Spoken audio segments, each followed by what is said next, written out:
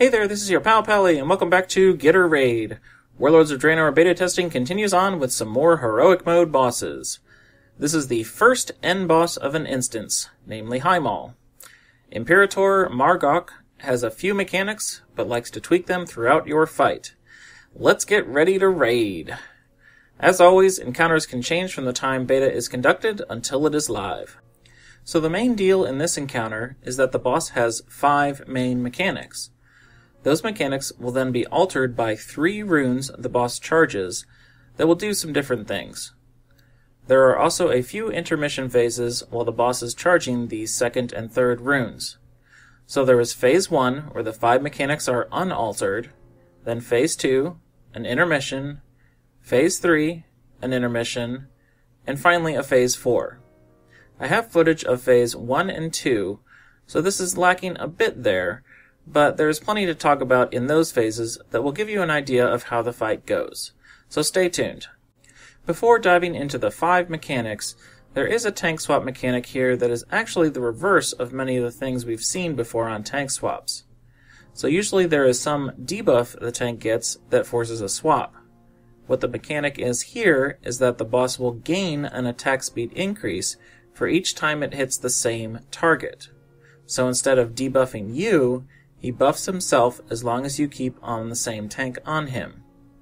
Besides not letting this buff stack too high, it's probably best to swap off during the Mark of Chaos tank mechanic that we'll get to later. So with that said, let's dive in and talk about the basic 5 mechanics. The first one is called Arcane Wrath. This is a fun one. The boss will put this brand on a random raid member, and after 4 seconds, it will explode on them for about 65k arcane damage. It will also jump to the nearest ally within 200 yards. For each time it jumps, it will do 25% more damage, but its range of jumping will decrease by 50%. So its range will start out at 200 yards, then go down to 100 yards, then 50, 25, etc. By the time it gets to 25 yards, it's doing about 125k damage. What you really want to happen is for there to not be anyone close enough for it to jump so the mechanic stops. It's tricky, but usually you try to bounce it between a few ranged and then have one of them escape away at some point. Next up is Destructive Resonance. This is simply a void zone mine type thingy that will persist on the ground for 1 minute. If someone steps in it, the entire raid takes 84k arcane damage, and the one who stepped in it gets stunned and debuffed to take more arcane damage. The obvious thing here is to not set off the mine. That's really all there is to it. Now, the boss will summon an Arcane Aberration. This ad will pulse for raid-wide damage.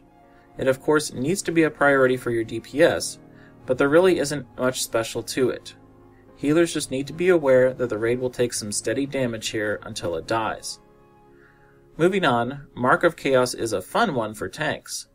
He'll put it on the active tank, and that tank will explode for 250k arcane damage to all raid members within 35 yards of the tank after 8 seconds. Basically, the tank that gets this needs to jet away from the raid as soon as possible. Get moving. Last of the 5 main mechanics is Force Nova. This is a nova of energy that hits people for about 35k per half second that you are in the edge of the nova. Best to just run into it as soon as possible. Although it is fun to disengage or blink through it and take less damage. So again, those are the Phase 1 mechanics, and you will likely only see one of them, if that, as the boss transitions to Phase 2 at 90%. Here he starts to charge the Rune of Displacement. This affects all the mechanics, making them do something with movement. So Arcane Wrath now will tether the person affected to an area within 10 yards of when they got afflicted by Arcane Wrath. The area they are tethered to is indicated by this little zone. Destructive Resonance will now grow to twice its size over the course of the next 30 seconds. This just means you need to stay even further away from these void zones. The Arcane Aberration will now knock all players back when they die. This doesn't sound so bad, but remember not to get knocked into Destructive Resonance. Mark of Chaos will make the tank teleport to a random location after it expires. Really annoying, of course. And lastly, Force Nova will now actively push players away as it goes out, which means you might spend more time in the actual Nova than you may want to. I know it's a lot to remember, but the mechanics are basically the same. Just as they get tweaked, so you have to tweak a little bit to adjust to them. So, like, you'll probably want to do a stampeding roar to get through the Force Nova pushing everyone back. Or like when dealing with Arcane Wrath, you'll want the raid to move away from the people handling it, as opposed to the ranged people running away from the raid. Just things like that. So after the boss reaches 60% health, he'll go over and awaken the Rune of Fortification.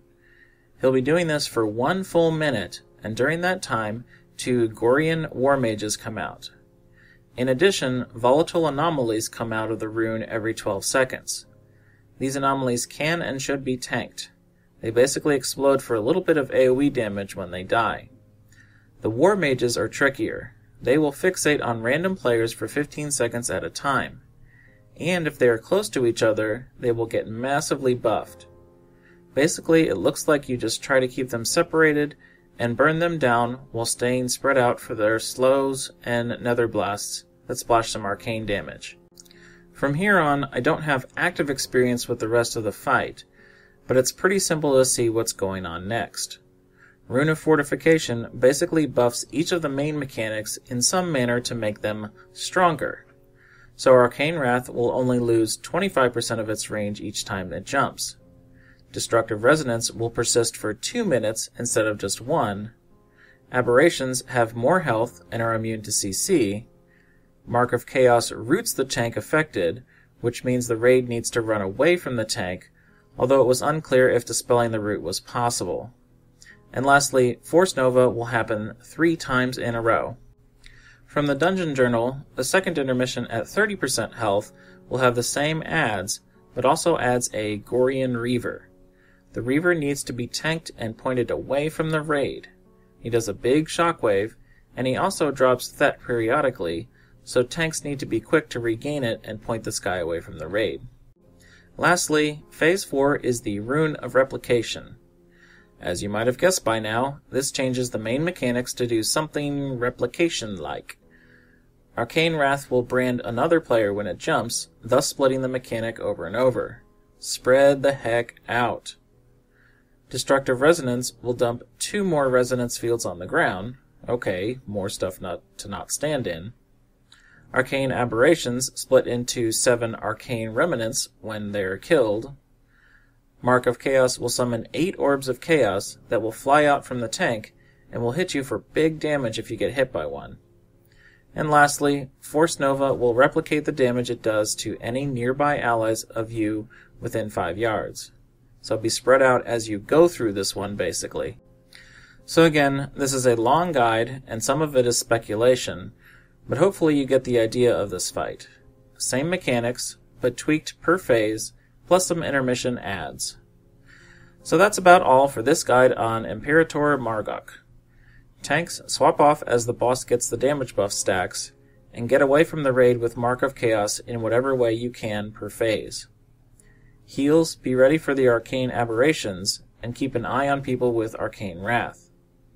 DPS, handle Arcane Wrath if you are ranged, and switch to Aberrations quickly.